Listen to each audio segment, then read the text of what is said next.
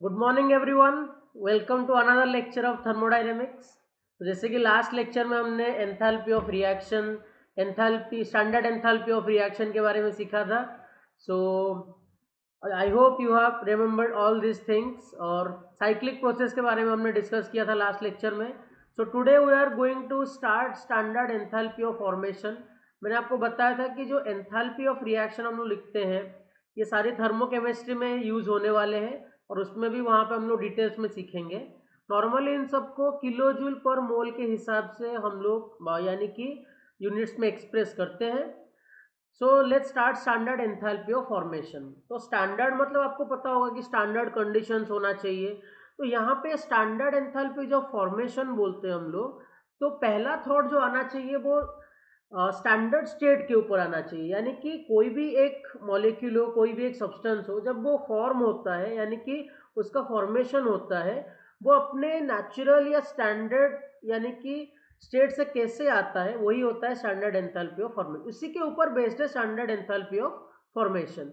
सो अगर टर्म्स के हिसाब से आप डिफाइन करोगे, it is defined as the enthalpy change when 1 mole of a substance is formed from its constituent elements in their standard state। Definition आप लोग देख सकते हो, डेफिनेशन को आप लोग जल्दी से नोट डाउन कर लो, क्योंकि ये जो डेफिनेशन है इस डेफिनेशन को मैं आपको एक एग्जांपल के थ्रू समझा दूंगा।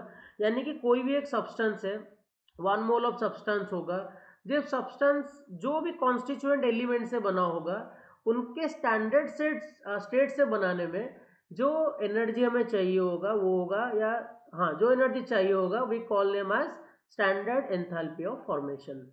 बहुत सिंपल सा रूल है। फॉर एग्जांपल हम लोग NH3 फॉर्म कर रहे हैं, अमोनिया। तो अमोनिया कौन से एलिमेंट से बना है? Nitrogen and hydrogen. तो नाइट्रोजन का स्टैंडर्ड स्टेट जो है वो क्या है? That is N2 gas. Hydrogen का जो स्टैंडर्ड स्टेट है वो क्या है? Hydrogen gas. तो उनसे N2 गैस और H2 गैस से जब हम लोग NH3 फॉर्म करते हैं, उस स्टैंडर्ड सेट से फॉर्म करने के लिए NH3 के लिए जो भी हमें एंथैल्पी लगेगा वो होगा स्टैंडर्ड एंथैल्पी ऑफ फॉर्मेशन। तो मैं आपको एग्जांपल के थ्रू भी समझा दूंगा, उससे पहले आप लोगों को एक रूल जो है वो जानना है कि जो standard enthalpy formation of elements in its standard state is always zero. ये क्या बात, अगर हीलियम गैस लिखा हुआ है तो वो जीरो होगा, H2 गैस लिखा है तो वो जीरो होगा, और O2 गैस लिखा है तो वो क्या होगा? जीरो होगा। इन सब को हमें क्या करना है? इन सब के लिए पर्टिकुलर फॉर्मेशन, इन सब का जो डेल एच एफ वैल्यू है जो मैंने लिखा है यहाँ पे, ये पूरा set del H F not of this values are considered to be as zero standard set. कुछ नॉर्मल एग्जाम्पल से आप लोग देख सकते हो, जैसे कि पी ब्लॉक में मैंने पढ़ाया था, याद करो। ग्राफाइट, कार्बन ग्राफाइट जो है एलोट्रोप है ग्राफाइट कार्बन का, that is thermodynamically more stable then diamond, इसलिए सी ग्राफाइट हम लोग यूज करते हैं। देखो मैंने एग्जांपल में लिखा हुआ है। आई होप ये पॉइंट आप लोगों को याद रहेगा। थोड़ा जल्दी से इसका स्क्रीनशॉट ले लो, नहीं तो नोट डाउन कर लो, इट्स वेरी इंपॉर्टेंट, आगे ये बहुत यूज होने वाला है। चलो मैं आपको एक एग्जाम्पल देके ही समझा देता हूँ। फॉर एग्जाम्पल मान लो मेरे पास NH3 है, NH3 गैस, और मुझे इसका क्या निकालना है? Delta H F not. तो कब मैं डेल्टा एच एफ निकालूंगा? तो कैसे लिखना है देखो, समझने को ट्राई करो। पहले क्या करो, कॉन्स्टिट्यूएंट एलिमेंट्स कौन से डिसाइड करो, दैट इज एन। एन का स्टैंडर्ड सेट क्या है? N2। और लिखो यहाँ पे गैस। ओके, एच, एच बना है, एच एलिमेंट से, तो एच का स्टैंडर्ड सेट क्या है? H2, that is gas. अब देखो रिएक्शन तो हो गया, पर इसको बैलेंस करना बहुत जरूरी है। देखो राइट साइड में n कितना है? 1। लेफ्ट साइड में n कितना है? 2। तो बैलेंस करने के लिए हम लोग क्या करेंगे? We will multiply 1/2। हो गया n। देखो राइट हैंड साइड पे क्या है? H3। लेफ्ट हैंड साइड पे h कितना है? 2। बैलेंस करने के लिए क्या करेंगे? 3/2 मल्टीप्लाई करेंगे। इस पर्टिकुलर रिएक्शन स्टोक्योमेट्री से जो भी आपको वैल्यू मिलेंगे एंथैल्पी का, उसको हम लोग बोलेंगे delta H F not of NH3 molecule. Isn't it very simple? बहुत ही सिंपल है, आप आराम से इस क्वेश्चन को लिख सकते हो। चलो मैं आपको और एक एग्जांपल देके समझाता हूँ। फॉर एग्जांपल मान लो मेरे पास CaCO3 है, लिखने के लिए, क्या लिखने के लिए? CaCO3। मुझे CaCO3 का निकालना है। तो देखो कॉन्स्टिट्यूएंट एलिमेंट से कौन से होंगे? कैल्शियम। कैल्शियम का स्टैंडर्ड सेट क्या है?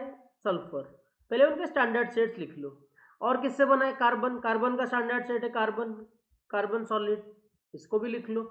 अच्छा, और क्या किससे बना है? ऑक्सीजन। ऑक्सीजन का स्टैंडर्ड सेट क्या है? O2, gas. अच्छा, अब क्या करो? बैलेंस करो। राइट हैंड साइड पे कैल्शियम 1, लेफ्ट हैंड साइड पे कैल्शियम 1, तो ऑलरेडी बैलेंस है। कार्बन 1, कार्बन 1, ऑक्सीजन यहाँ पे राइट हैंड साइड पे 3, लेफ्ट हैंड साइड पे 2, तो बैलेंस करने के लिए हम लोग क्या करेंगे? बैलेंस करने के लिए we will multiply 3/2, that's it. यहाँ पे आपको क्या मिल गया? यही पर्टिकुलर स्टोइकियोमेट्री से आपको मिल जाएगा डेल्टा HF0 ऑफ CaCO3। बस यही है स्टैंडर्ड एंथैल्पी ऑफ फॉर्मेशन, और कुछ करने की जरूरत भी नहीं है। Isn't it very simple? आप बहुत ही आराम से क्या कर सकते हो? स्टैंडर्ड एंथैल्पी ऑफ फॉर्मेशन निकाल सकते हो। ठीक है, ओके। इसके बाद नेक्स्ट देखेंगे हम लोग calculation of enthalpy of formation from calculation of enthalpy of reaction from enthalpy of formation. यानी कि अगर आपको किसी भी रिएक्शन का, कोई भी एक रिएक्शन है, मान लो A to B है रिएक्शन, तो वहां पे आपको सारे A B जो भी रिएक्शन है उनके स्टैंडर्ड एंथैल्पी ऑफ फॉर्मेशन पता है। फॉर एग्जांपल आप देखो 2KClO3 आपको गिवन है। 2KClO3 से रिएक्शन क्या हो रहा है? KCl और 3O2 डिकम्पोजिशन रिएक्शन है। तो ये रिएक्शन आपको गिवन है, और उसमें आपको क्या गिवन है? Delta HF0 of KClO3 given है आपको 300 kilo joule per mole. Delta HF0 of KCl भी आपको गिवन है, दैट इज 100 जूल पर मोल। आपको पूछा क्या है? आपको पूछा है डेल्टा H0R, यानी कि standard enthalpy of reaction.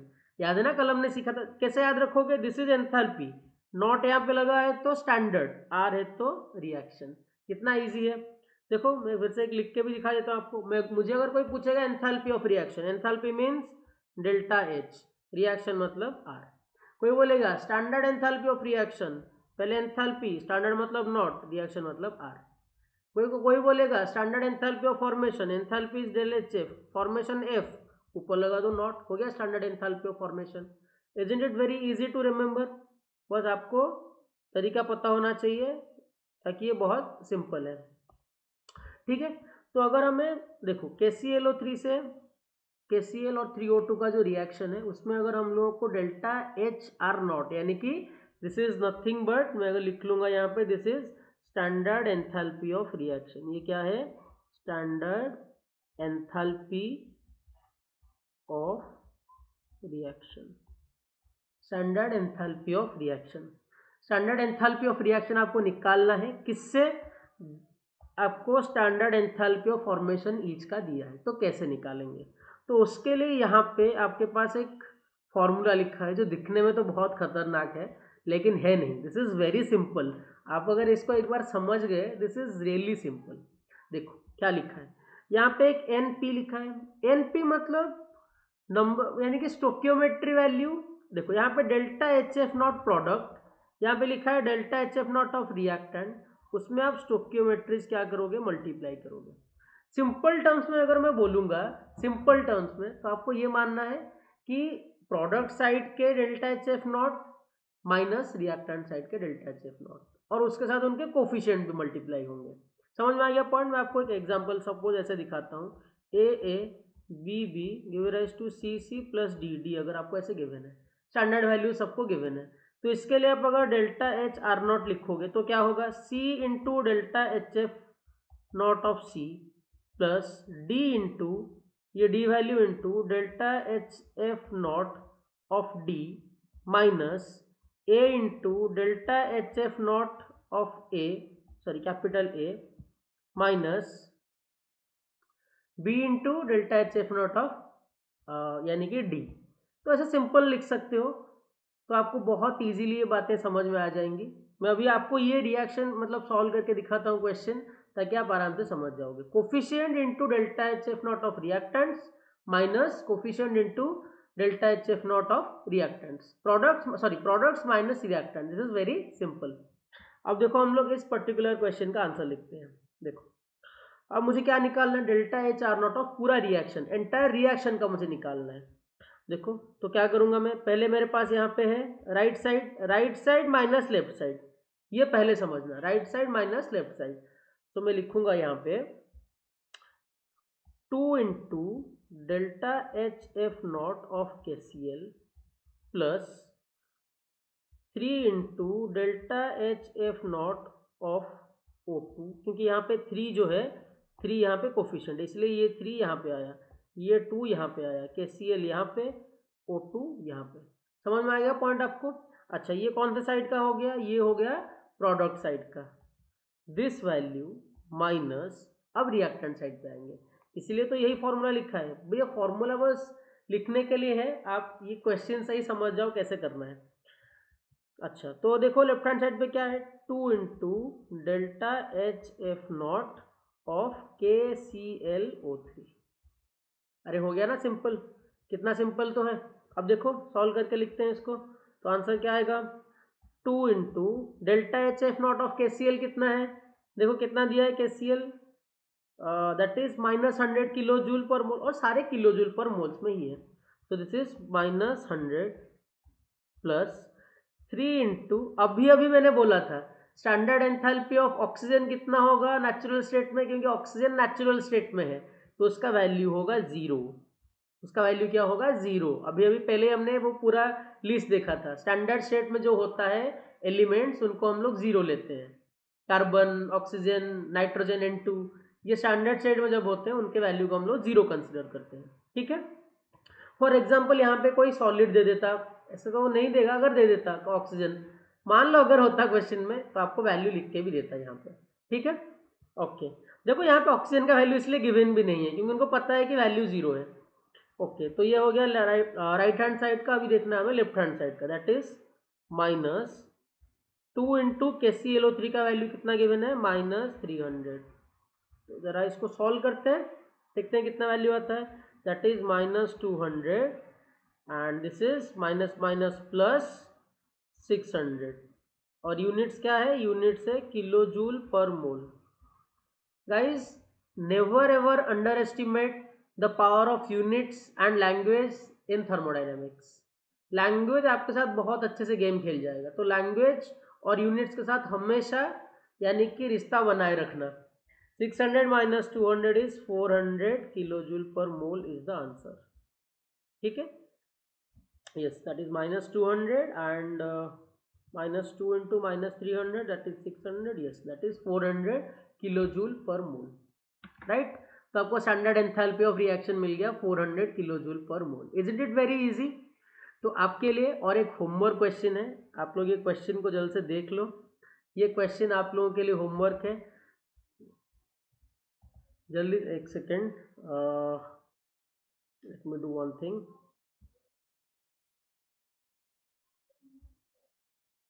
Yes, now it's visible. इस क्वेश्चन को जल्दी से take a screenshot, this is a homework question for you. फिर भी थोड़ा मैं आपको हिंट दे देता हूँ, मतलब आपको खुद ही करना है ये क्वेश्चन। देखो आपको इस रिएक्शन का डेल्टा एच आर नॉट पूछा है और आपको 3 वैल्यूज दे दिए हैं डेल्टा एच एफ नॉट के, तो इसको यूज करके आप लिख सकते हो, यानी कि NF3 का enthalpy of formation plus 3 into enthalpy of formation of HF minus enthalpy of formation of NH3 -3 into enthalpy of formation of F2। ये वैल्यू तो 0 होगा, आपको पहले ही बता दो, F2 का 0 होगा, नेचुरल स्टेट में है अपना, तो इसका स्टैंडर्ड ऑफ एंथैल्पी 0 होगा।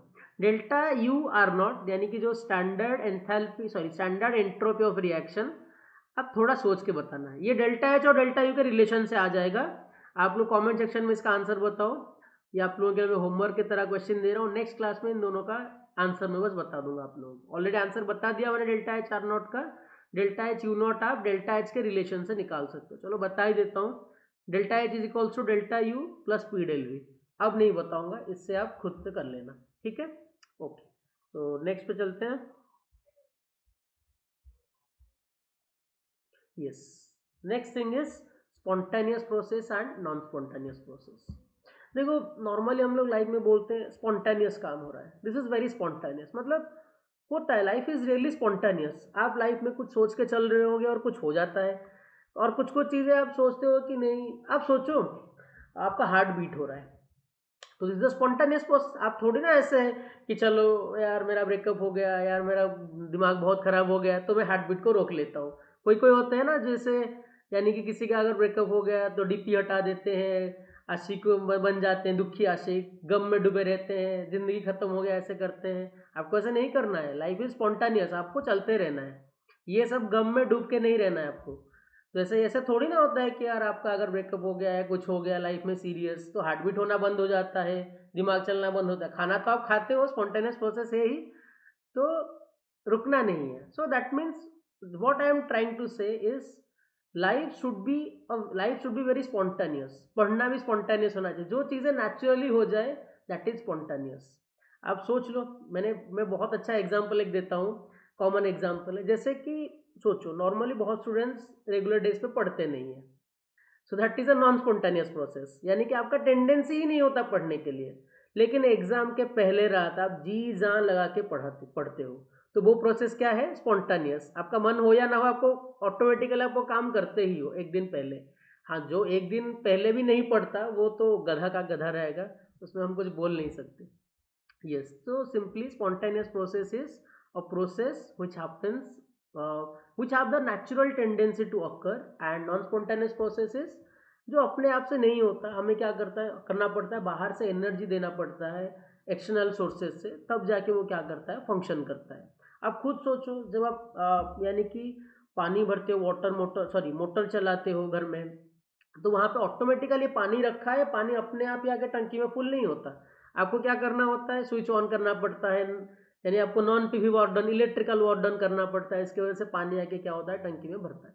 That is a non spontaneous work. ठीक है, तो सोच लो आप लोगों का पढ़ना क्या है, स्पॉन्टेनियस या नॉन स्पॉन्टेनियस? थोड़ा कमेंट सेक्शन में मुझे बताना, स्पॉन्टेनियस है या नॉन स्पॉन्टेनियस है। ठीक है, आई होप आप लोग स्पॉन्टेनियस काम कर रहे होंगे। सो सिंपल, और जो नेचुरली ऑकरिंग प्रोसेस होते हैं, नेचुरल प्रोसेस, वो स्पॉन्टेनियस होते हैं और इरिवर्सिबल होते हैं। याद करो, वो झट से होते हैं, धीरे धीरे नहीं होते। उनका करना जब होता है वो आराम से करते हैं। That is spontaneous and irreversible. Okay, so next is another most important concept, that is entropy. मैं एंट्रोपी 2 क्लास लेके आपको पढ़ाऊंगा ताकि एंट्रोपी आपको बहुत अच्छे से आ जाए। एंट्रोपी का जो सिंबल है, एंट्रोपी को सिंबलाइज करते हैं हम लोग एस सिंबल से, दैट इज एस। एंट्रोपी को बोलते हैं हम लोग एस।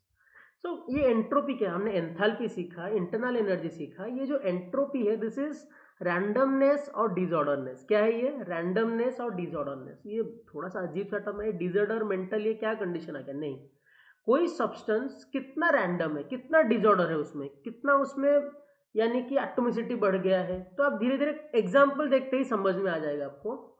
ये क्या है? This is the measure of degree of randomness which is called as entropy. आप डेफिनेशन देख सकते हो, जो जितना रैंडम होगा प्रोसेस, उसका एंट्रोपी उतना ही ज्यादा होगा। समझ में आ गया ना पॉइंट? आपको ये लिखा हुआ है, देखो यहाँ पे, डिग्री ऑफ रैंडमनेस और disorderness of the system is entropy. जितना कोई सिस्टम रैंडम होगा उतना हायर क्या होगा, उसका एंट्रोपी होगा। क्लियर हो गया ना पॉइंट? आप सोचो, मैंने यहाँ पे एक एग्जांपल लिखा है सॉलिड, लिक्विड और गैस का। क्या एग्जांपल है? सॉलिड, लिक्विड और गैस का। गैस में सोचो, हम डिसऑर्डरनेस को कैसे कंपेयर करेंगे? सोचो, सॉलिड, लिक्विड, गैस। तो आप सोचो, आपके पास एक इमेजिनरी ऐसे एक बॉक्स है जिसमें आपने गैस रखा। आपके रूम में ही सोच लो, आप रूम में क्या करो, एक सॉलिड लेके डाल दो, लिक्विड रख दो और गैस रख दो। चलो ठीक है यार, पानी रख दो रूम के अंदर, उसको गर्म करके छोड़ दो, वहां पे वेपर बना दो वाटर का, पूरा रूम में भर दो। और आप आइस ला के रूम पे रख दो और लिक्विड ला के रूम पे रख दो। तो सोचो, इसमें रैंडमनेस होने का चांसेस किस में ज़्यादा आएगा? गैसेस में आएगा, ऑब्वियसली वो पूरे रूम में इधर उधर घूम रहे हैं, तो वहाँ पे रैंडमनेस क्या होता है? ज़्यादा होता है। तो रैंडमनेस ज़्यादा होता है तो उनका एंट्रोपी भी क्या होगा? उनका एंट्रोपी भी ज़्यादा होगा। तो गैस के बाद आएंगे लिक्विड और उसके बाद सॉलिड। सॉलिड तो पूरा सख्त है, वो ऐसा पिघलता नहीं है इजीली, तो वो ऐसे उसका रैंडमनेस भी क्या है? कम है। ठीक है, तो अब हम कुछ एग्जांपल्स देखेंगे। आपको हमें बस कंपेयर करना है कि रैंडमनेस किस में ज़्यादा है, किस में कम है, तो उससे हमें क्या हो जाएंगे, चीज़ें बहुत क्लियर हो जाएंगे। 1 मिनट।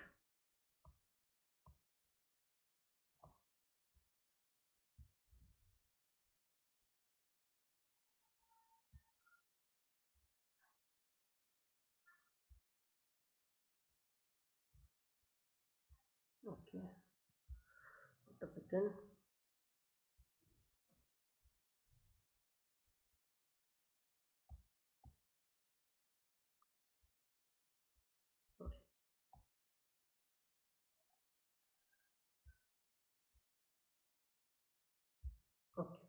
हमारे पास दो एग्जाम्पल्स है, उन एग्जाम्पल को देखेंगे हम लोग और डिसाइड करेंगे कि किसमें कितना वैल्यू जा रहा है।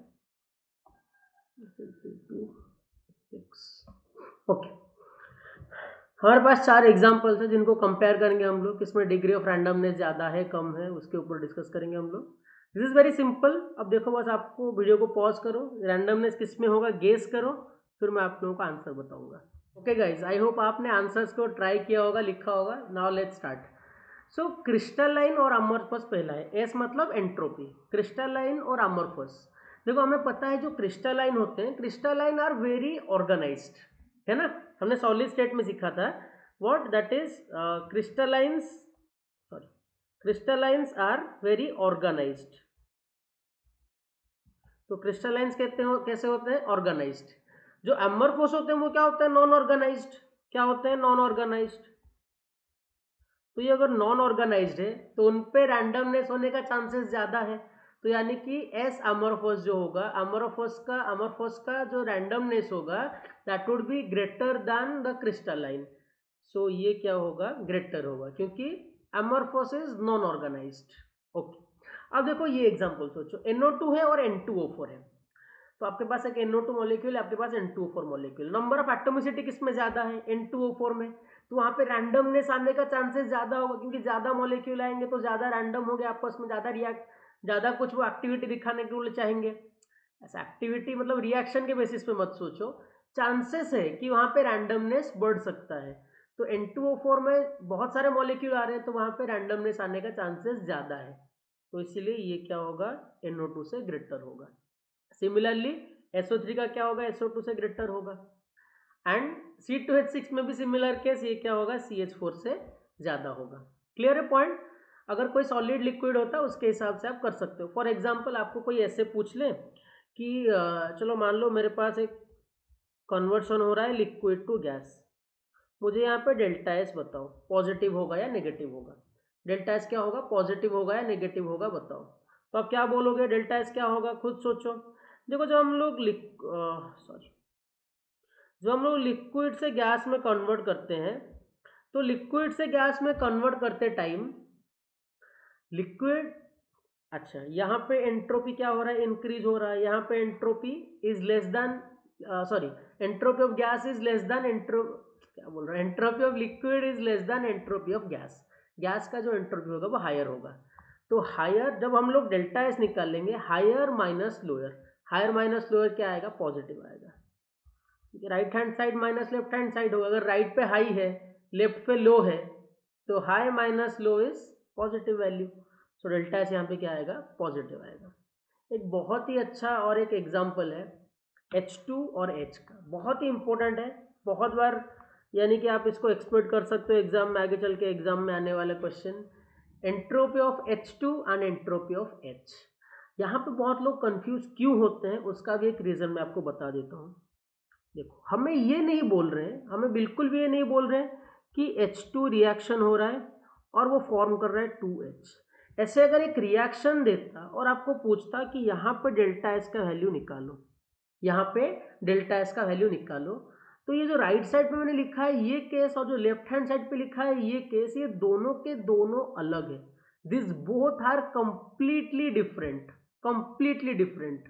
अब सोचो, H2 मेरे पास जब है वो दो एटम से बना है। H2 क्या बना है, दो एटम से बना है, that is made up of two atoms. यहाँ पे H एक सिंगल एटम है, तो डिग्री ऑफ रैंडमनेस कहाँ पे ज़्यादा आने का चांसेस है, H2 में। तो H2 क्या होगा, ग्रेटर देन H। लेकिन इस पर्टिकुलर रिएक्शन में आप राइट साइड में अगर देखोगे, H2 से क्या बन रहा है, H2 से बन रहा है 2H। राइट हैंड साइड पे कितने मोल्स है, 2 मोल्स है। लेफ्ट हैंड साइड पे कितना है, 1 मोल है। तो यहाँ पे डिग्री ऑफ रैंडमनेस आने का चांसेस किसका ज़्यादा होगा, राइट हैंड साइड का। देखो, राइट हैंड साइड पे हम लोग 2H और H2 से जुड़ा हुआ है। जब मैंने उसको तोड़ दिया, दो मॉलिक्यूल हो गया, अब वो दोनों फ्री हो गए तो रैंडमनेस बढ़ गया। लेकिन जब मैं H2 और H के लिए बोलूंगा, तो ये H2 एक सिंगल है, H2 भी एक सिंगल है। अब ये दोनों ही सिंगल है, इनके बीच में कंपेयर कैसे करेंगे, H2 में दो है और H में एक ही है एटम। तो ये दोनों केस आपको समझना होगा अच्छे से। H2 और H में जब कंपेयर करें, हम लोग ये नहीं बोल रहे कि वो कहाँ से आए, ऐसे कौन पूछता है। H2 और H ये दोनों ही के बारे में जब हम लोग कंपेयर करेंगे, H2 is made up of 2 atoms, H is made up of 1 atom, तो वहां पे हमने रैंडमनेस किसको ज्यादा दिया, H2 को। लेकिन जब मैं रिएक्शन लिखता हूँ H2 से 2H, that means H2 molecule था मेरे पास, उससे मैंने जब यानी कि क्या कर दिया, 2H निकाल दिया, तो एक मॉलिक्यूल था उससे क्या मिल गया हमें, एक मॉलिक्यूल से दो अलग अलग एटम्स मिल गया मुझे, तो रैंडमनेस एटम के साइड पे बढ़ गया। तो यहाँ पे अगर रैंडमनेस बढ़ गया तो डेल्टा एस क्या आएगा, राइट हैंड साइड पे होगा हाई, लेफ्ट हैंड साइड पे तो लो होगा, तो high minus low is positive, यानी कि मैं बोलूँगा इस पर्टिकुलर केस में यहाँ पे S of 2H is greater than S of H2। तो आपको केस कौन सा दिया है आपको याद रखना है। ये जो है नीट में एक ऑप्शन में आया था ये क्वेश्चन, इन दोनों में से, एनसीईआरटी एग्जाम्पल में भी है, आप लोग देख सकते हो इस क्वेश्चन को। आप लोगों के लिए कुछ होमवर्क है, ये क्वेश्चन को आप डेफिनेटली ट्राई करना, दैट इज ये सारे के सारे रिएक्शंस जो है लिखा हुआ है, रॉ एग, बॉइल्ड एग, इन सब एग्जाम्पल को देख के आप लोग क्या करना, आप लोग ट्राई करो, और एक पहले इन सारे एग्जाम्पल का एक स्क्रीनशॉट ले लो, आंसर्स खुद से ट्राई करना, मैं नेक्स्ट क्लास में इसका आंसर्स भी बता दूंगा। जल्द से जल्द take a screenshot and try this questions, this is definitely interesting. ये जो रॉ एग और बॉइल्ड एग वाला केस है, ये बहुत ही इंटरेस्टिंग केस है, मैं आपको इसका एग्जांपल बता देता हूँ इसको। ये जो रिएक्शन यानी कि ये जो दिया है रॉ एग से बॉइल्ड एग, तो नॉर्मली बहुत लोग क्या सोचेंगे कि जो रॉ एग होता है, रॉ एग क्या होता है, नॉर्मली लिक्विड लिक्विड टाइप सा रहता है अंदर में, और जो बॉइल्ड एग है वो क्या होता है, सॉलिड टाइप का होता है, प्योर सॉलिड तो नहीं पर सॉलिड टाइप ही मान लेते हैं हम लोग। हम क्या सोचेंगे कि जब हम लोग लिक्विड से सॉलिड करते हैं, लिक्विड में रैंडमनेस ज़्यादा होता है, सॉलिड में रैंडमनेस कम होता है, तो लो माइनस हाई, तो डेल्टा एस क्या आना चाहिए, नेगेटिव आना चाहिए, ऐसा बहुत लोग कर लेंगे आंसर। पर ये जो आंसर है, this answer is actually wrong, this answer is actually wrong. Liquid से सॉलिड करके डेल्टा एस नेगेटिव, जैसे मैंने क्रॉस मार्क करके लिखा है, आपको ऐसे लिखना है कि ये गलत है। अगर आपको लाइफ में पता चल गया कि गलती क्या है और आपने उससे सीखा, तो वो गलती आप नहीं करोगे। गलती को जानने के बाद, सीखने के बाद अगर फिर से आप गलती करते हो, तो आप क्या हो आपको वो पता है। ठीक है, तो इसका ये क्यों आंसर नहीं हो रहा है, इसका मैं आपको रीज़न बताता हूँ। देखो, जो रॉ एग है, एग में एक प्रोटीन होता है, जिस प्रोटीन को हम लोग क्या बोलते हैं, जनरल नॉलेज क्वेश्चन आ गया अभी है, इसको बोलते हैं हम लोग एल्बुमिन। क्या बोलते हैं, एल्बुमिन। ये मैं सिखाऊंगा डीनेचुरेशन ऑफ प्रोटीन्स में, जब हम लोग सीखेंगे बायोमोलिक्यूल्स चैप्टर में, यानी कि एल्बुमिन, एग में जो प्रोटीन होता है दैट इज एल्बुमिन। जैसे हम लोग हीट करते हैं और जो प्रोटीन होता है, this proteins are actually amino acids.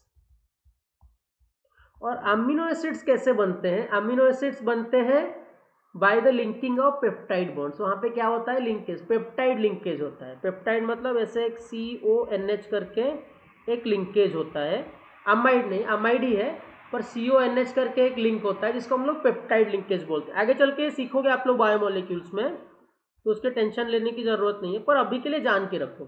अंडे में क्या होता है, albumin protein, protein sir amino acids, उसमें क्या बनता है, उसमें पेप्टाइड लिंकेजेस होता है। जैसे हम लोग हीट करने लगते हैं, वो लिंकेज टूटने लगता है, यानी कि टूटेगा तो रैंडमनेस के मॉलिक्यूल्स बढ़ेंगे। अरे कोई एक था, उसको तोड़ दिया, वो दो हो गए, रैंडमनेस बढ़ गया। तो यानी कि एक से जब दो हो रहे हैं तो रैंडमनेस बढ़ गया, तो रैंडमनेस बढ़ने के बाद क्या होगा, यहाँ पे जो बॉयल्ड एग का, बॉयल्ड एग में डीनेचुर्ड हो गया है प्रोटीन, तो इसलिए हम लोग बोलते हैं जब रॉ एग से बॉयल्ड एग बनाते हैं हम लोग, तो उसको बोलते हैं डीनेचुरेशन ऑफ प्रोटीन। इसीलिए बहुत लोग क्या करते हैं, आपने सुना भी होगा या देखा भी होगा, बहुत सारे एथलीट्स या फिर बहुत सारे बॉडी बिल्डर्स या बहुत सारे यानी कि जो वर्कआउट हेवीली करते हैं, कभी कभी वो रॉ एग को एज इन प्रोटीन के सोर्स में भी लेते हैं। क्यों, तो यहाँ पे क्या होता है, ये जो प्रोसेस है रॉ एग से बॉइल्ड एग प्रोसेस, ये प्रोसेस जब प्रोटीन टूट के बहुत सारे दूसरे मॉलिक्यूल्स में कन्वर्ट होता है, this is known as denaturation of protein. क्या बोलते हैं इसको हम लोग, डीनेचुरेशन ऑफ प्रोटीन। टेंशन लेने की जरूरत नहीं है, ये सीखेंगे आगे चल के बायोमोलिक्यूल्स में हम लोग। तो अमीनो एसिड यहाँ पे टूट के रैंडमनेस को इंक्रीज करवा देता है, तो यहाँ पे इंक्रीज होने की वजह से जो बॉयल्ड एग का एंट्रोपी होगा वो एक्चुअली में क्या हो जाएगा, इंक्रीज। अब राइट हैंड साइड पे हो गया इंक्रीज, लेफ्ट हैंड साइड पे हो गया डिक्रीज। तो इंक्रीज माइनस डिक्रीज, तो हमें आपको क्या मिलेगा, डेल एस का वैल्यू जो आएगा एक्चुअली वो आएगा पॉजिटिव वैल्यू। तो इसको आपको डेफिनेटली याद रखना है, दिस इज वेरी इंपॉर्टेंट, बहुत ही इंपॉर्टेंट है, आपको याद रखना ही रखना है ये कॉन्सेप्ट को, डायरेक्ट एग्जाम में आ सकता है, ठीक है। और जो बाकी के ऊपर क्वेश्चंस मैंने दिया आपको तो उसको ट्राई करना ही करना है। स्ट्रेचिंग ऑफ रबर, एक नॉन स्ट्रेच्ड रबर है और एक हमारे पास स्ट्रेच्ड रबर है, तो उन दोनों में डेल्टा इसका वैल्यू क्या होगा, ये भी आप लोग आंसर लिख के रखो, जिसको कमेंट सेक्शन में बताना है। रबर करके आप साइड में आंसर लिख सकते हो। तो मान लो एक नॉन स्ट्रेच रबर मतलब कैसा है, ऐसे ही रैंडमली कुछ ऐसे, मान लो रबर्स मैंने ऐसे रखा है, this is more complex. Stretch rubber means this is, you can say this is simple. अब मैंने आपको ऑलमोस्ट आंसर बता दिया, आपको लिखना है आंसर क्या है, और इसके आंसर मैं नेक्स्ट क्लास में आपको बता दूंगा कि क्या क्या आंसर है, तब आप आराम से चेक भी कर सकते हो, ठीक है। So this was some examples of entropy. I hope you have enjoyed the examples of entropy. Okay. Then we will talk about the mathematical definition of entropy. देखो, एंट्रोपी के जो कुछ मैथमेटिकल डेफिनेशन या डेरिवेशंस है वो Carnot cycles के ऊपर कुछ बेस्ड है। कैरनॉट साइकिल मैंने आपको अभी पढ़ाया नहीं है, आगे चल के मैं बताऊंगा आपको। और बेसिकली कैरनॉट साइकिल आप फिजिक्स में ज़्यादा सीखते हो, तो उसके बाद ही आप मतलब क्या कर सकते हो, इसको ज़्यादा को रिलेट कर सकते हो। पर अभी मेरे ऊपर भरोसा रखो और आप ये समझो कि जो मैंने फॉर्मूला लिखा है delta S is equals to Q reversible by T, this is the formula of entropy. और मैंने डेल्टा एस क्यों लिखा है, क्योंकि S is a state function. तो जो आपको याद होगा, state function depends on the initial state and final state, right.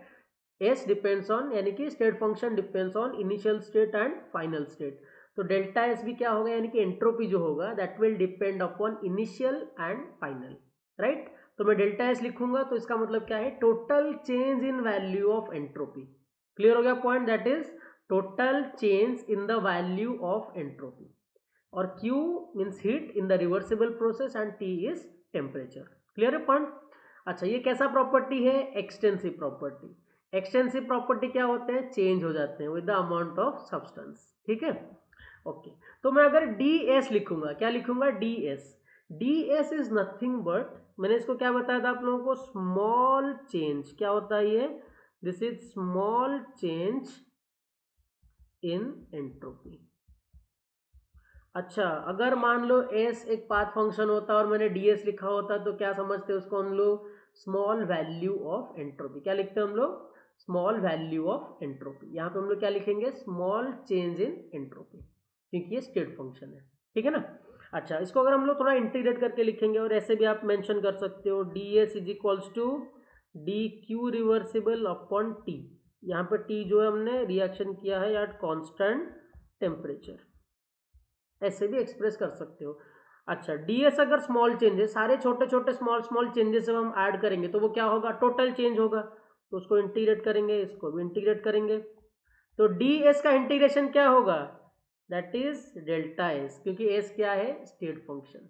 अच्छा, डी क्यू रिवर्सिबल का इंटीग्रेशन क्या होगा, डेल क्यू मत लिखना गधो, डेल क्यू बिल्कुल मत लिखना, क्योंकि क्यू जो है पाथ फंक्शन है।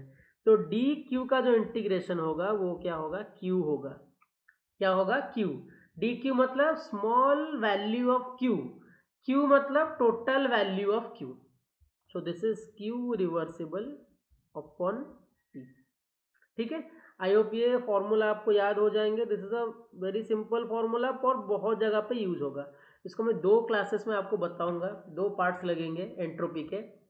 तो आई थिंक ये फॉर्मूला आपको याद हो गया होगा। और एक बहुत बेसिक और इम्पोर्टेंट सा एक पॉइंट है रिगार्डिंग द एंट्रोपी, पर आज हम लोग वो नहीं सीखेंगे, we will learn it in our next class.